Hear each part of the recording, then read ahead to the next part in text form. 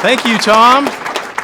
And good morning, everybody. We are pleased to welcome you here to CHG. As Tom said, my name is Scott Beck, and I'm the president and CEO of this great company.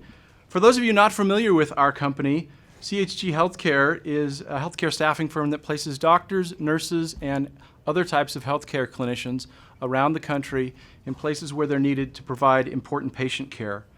We're one of the largest healthcare staffing companies in the country, and we're the largest physician staffing company in the United States.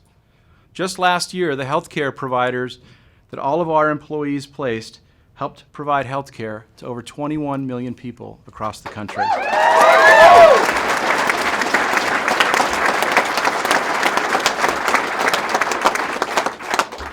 So I've had the privilege of working with Mike now for almost 17 years, and I'd like to share just a couple of the things that I've learned about working with him over that time period. The first thing that I want you to know about Mike is that he cares deeply about people. Thanks to Mike, CHG is best known for our unique culture and for our commitment to our core values, including our number one core value called putting people first. Mike has always believed that if you put people first, that the business results will follow, and it's worked. Not only do we lead our industry, but we continue to receive regular accolades for our unique culture. We're proud to be on so many of the best of lists, including the best place to work for millennials, the best place to work for women, and the best place to work for the LGBT community. Yeah.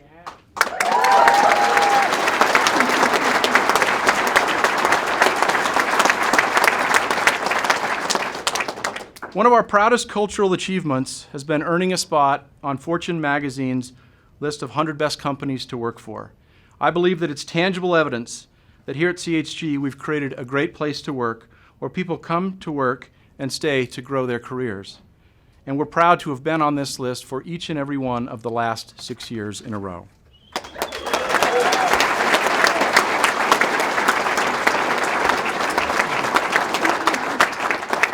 The second thing that I want you to know about Mike is that he's a great listener, and he's taught me that success comes from giving people a voice.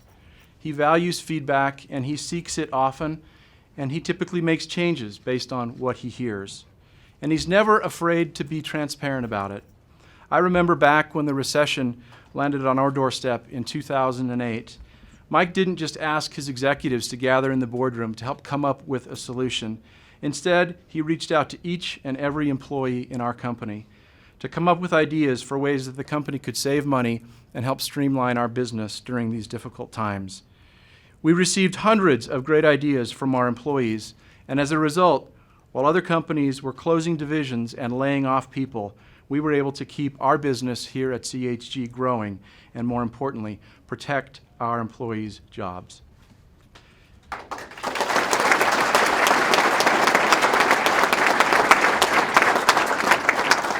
The third thing to know about Mike is that he's successful, but he won't tell you this because he's a very humble guy. So let me just mention a few things. Over the past 18 years, he has led the growth here at CHG from a $100 million company with about 300 employees to a $1 billion company with more than 2,000 employees.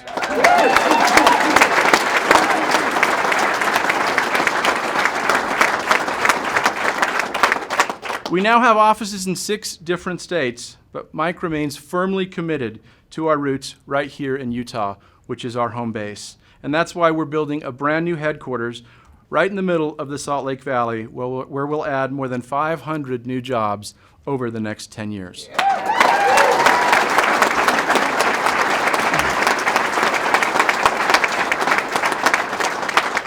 Mike will also likely not mention that he was named as CEO of the Year by Utah Business Magazine, or that CHG was named the Corporate Partner of the Year by the United Way, based on Mike's philanthropic commitment to giving back to the community.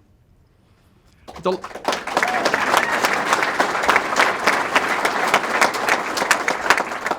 the last thing that I want you to know is that I believe that Mike is an incredible mentor. Not long after I was hired here, I told Mike that one of my goals was to become a CEO one day. And he told me that he'd help me get there if I worked really hard, and I want you to know that he's honored that promise each and every day over the last 16 years, because this is the kind of guy that he is. As governor, I'm confident Mike will continue his practice of developing great people and surrounding himself with a great team, people that will be committed to doing great things for the state of Utah.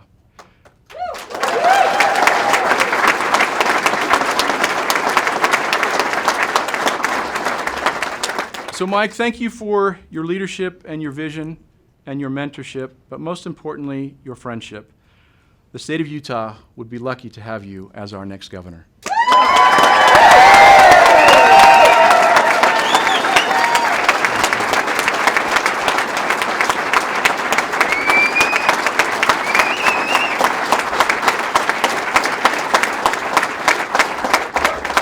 And now, before we hear from Mike, I'll turn the time over to Senator Dabakis. So Sim Gill said, keep it short. 22 million people or healthcare may be interrupted if you go on and on. So I will keep it short. As usual, I brought a speech. My position on BYU and Utah basketball. Oh, no. Look, the world is full of politicians, particularly on a statewide and national basis, that I think have lost their souls.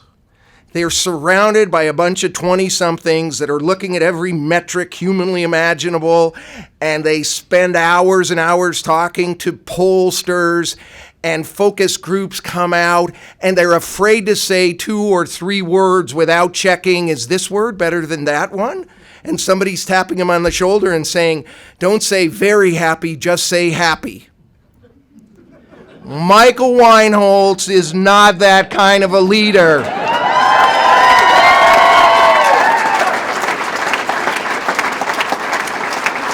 Because if you're that kind of a leader, you're constantly looking in the rear view mirror and you're seeing, what are they thinking? What are they saying? Where are this? Where are that? And you know what? If you're driving by looking in the rear view mirror, you have no vision. You can't tell where you're going. You can't lead the way. You can't be a leader. And that is not Michael Weinholtz, because he is a leader. He's looking straight forward, and he's going to bring this state something we desperately need, and that's vision. So I will wrap up with this.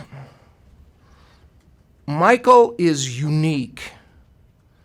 There are plenty of smart business people out there. There really are. When you look around, we have some terrific companies. This is unique in a lot of ways, but there are other great companies in Utah. There's something else that Michael has. And there are people who are compassionate and understand people and understand that people need help.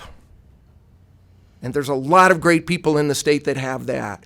But I don't know of anybody else who has this crossover. Michael has Mitt Romney's business brain and Mother Teresa's compassion brain.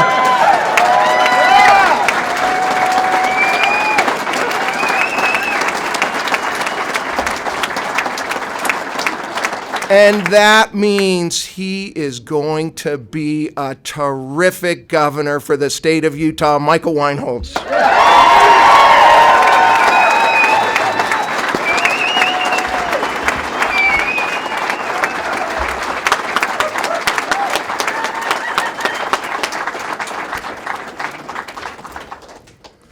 Can always count on Jim to rile up the room. Thank you. Thank you, Jim. Thank you, Scott and Jim, for your kind words. Thank you all for being here today. I'd especially like to thank some of our elected officials who took time out of their busy schedules to be here, and other community leaders. I'd like to thank Sim Gill, Brian King, and others who took the time to be here today. And thanks to all the CHG people for showing up as well. Thank you, guys.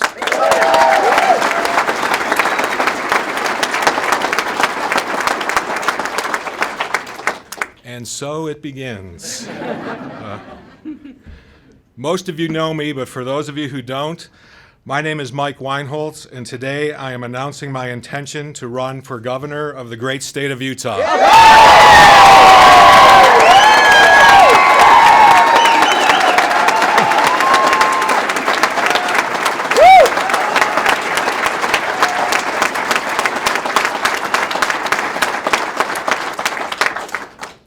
I wanted to make my announcement here at CHG because this is where my Utah life and journey began and where my heart is. My family and I moved here nearly 20 years ago to pursue the business opportunity that resulted in this great Utah company growing to over $1 billion in revenue and over 2,000 amazing people.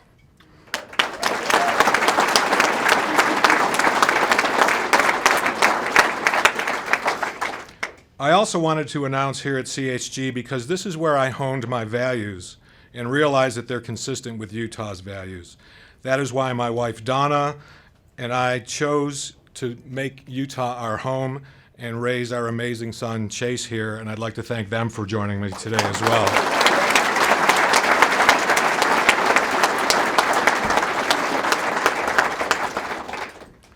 My decision to run for governor is a response to a calling to serve that I feel very deeply.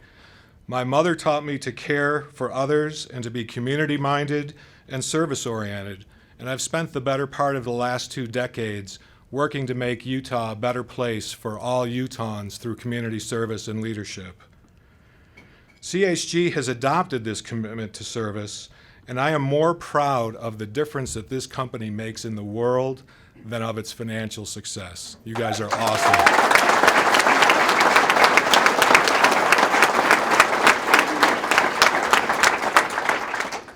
Here at CHG, we have a values-driven culture that puts people first and shares information openly and transparently. In fact, as Scott mentioned, our defining core value is known as putting people first, and that is exactly what I intend to do as governor.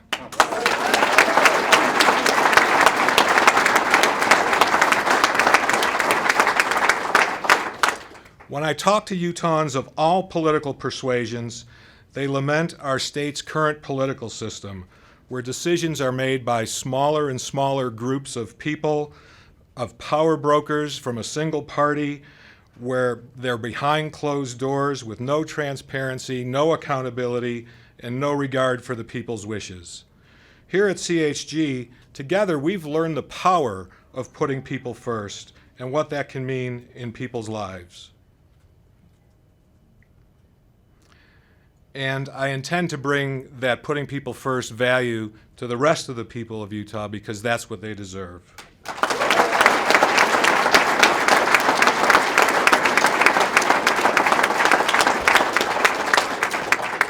And in an era when most decisions made by politicians are driven by political power and ideology, the people suffer.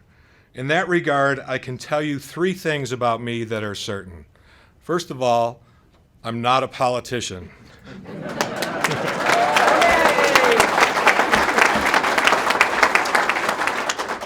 I'm merely a businessman and problem solver who wants to make a positive difference in people's lives. You can trust that I will never make decisions for political purposes because I'm not a politician and I only care about doing what is best for the people of Utah. Second, I have no interest in political power. I am only running to answer the call to serve. And third, the only ideology I subscribe to is putting people first. And that means always doing what is best for the great people of Utah.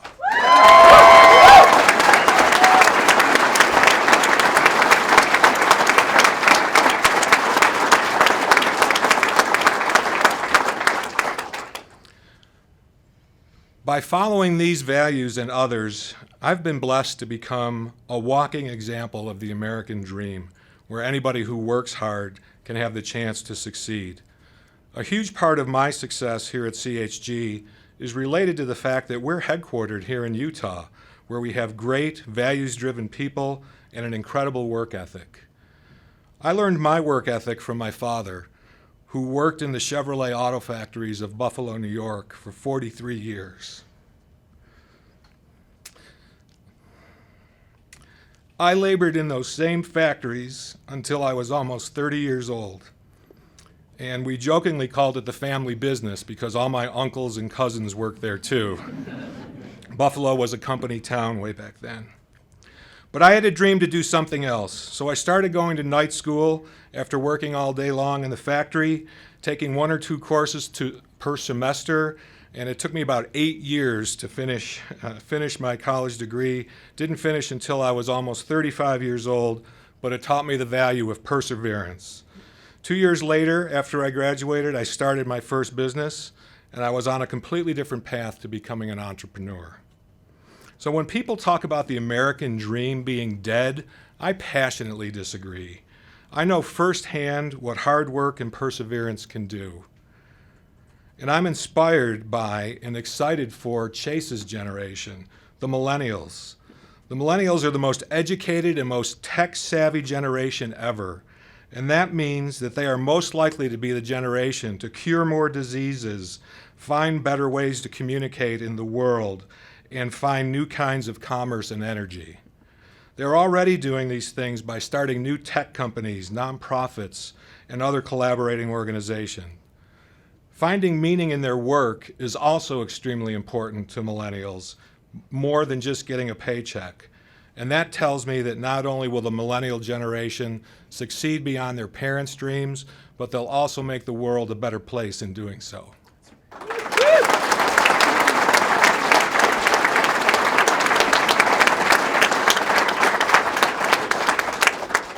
So I'm excited about the future of Utah and for the opportunity to give back to the people who have meant so much to my family and me. We've chosen to live in this great state, partly because of its epic beauty, but mostly because of the strong bonds that we have made with its great people. You know, Donna and I are at a stage of our lives where it would be easy for us to just ride off into the sunset and retire. But that wouldn't be consistent with our character, with our values, or with our desire to serve. And so today, we enter this important race. I look forward to the challenge of running for governor and to learning something new from every person I talk to along the way. My goal will be to show all Utahns, like I've shown all of you here at CHG, that to me, your voice does matter and that the best days are still ahead of us. Thank you very much.